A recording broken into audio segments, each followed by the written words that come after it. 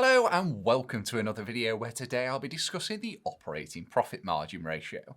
This is the second video in a new series which takes a look into financial ratios. I'll be explaining how to calculate them and what they show us. So as I say in this video, I'll be going over the operating profit margin ratio. Now, operating profit, sometimes referred to as operating income, is a key measure of a company's profitability from its core operations. In simple terms, it shows how much money a business makes from its regular activities, like selling products or providing services. Unlike the gross profit margin, the operating profit margin also takes into account expenses. It does, however, remove any non-operational items and therefore gives investors and managers a clear picture of how well the business is running day to day. Let's now have a look at how it's calculated. Here's the basic formula on screen now. Operating profit divided by revenue times 100. Now your operating profit is calculated as your revenue less cost of sales less expenses, and your revenue is classed as the sales the business has made from its day-to-day operations.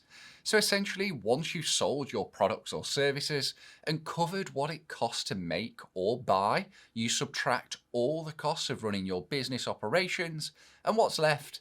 Your operating profit. Let's look at a quick example then. So business A has provided the following financial information. Revenue 500,000, cost of sales 300,000, leaving them with a gross profit of 200,000. We can now subtract their expenses of 120,000 to give us an operating profit of 80,000. To calculate the operating profit margin ratio then, we take the operating profit of 80,000, divide it by the revenue of 500,000 and multiply by 100 to give us an operating profit margin of 16%. But why is any of this any use? Well, operating profit is a useful indicator of operational efficiency. It helps us to understand how well a company controls its costs, if the core business is actually profitable, and to allow comparison to companies in the same industry.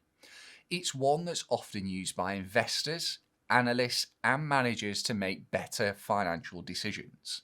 In terms of what could cause the operating profit ratio to go up or down, we need to look at what's driving it, and realistically, there's only three components: revenue, cost of sales, and expenses. Therefore, any changes to these figures will have an effect on the operating profit. For example, if revenue were to go up and cost of sales and expenses were to stay the same, then the operating profit margin would increase. If, however, expenses were to go up and revenue and cost of sales stayed the same, then the operating profit margin would go down. Now, very similar to gross profit margin that we looked at in a previous video, the higher this percentage is, the better for the business. But it still has to be looked at comparatively to other businesses within the same sector. There will always be an industry average, and it's really important that when talking about or analysing a business's performance, that this is taken into account. A great example of this would be a business such as Tesco. From their 2024 P&L, their operating profit margin was 3.88%, which on the face of it may seem quite low. However, if you look at their operating income, it was £2.7 billion, which is hardly what you class as unsuccessful. So that wraps up this video on operating profit margin. I hope you found it useful, and remember, if you have, to hit that like button and subscribe to the channel for more accounting videos. Thanks again for watching. I'll catch you in the next one.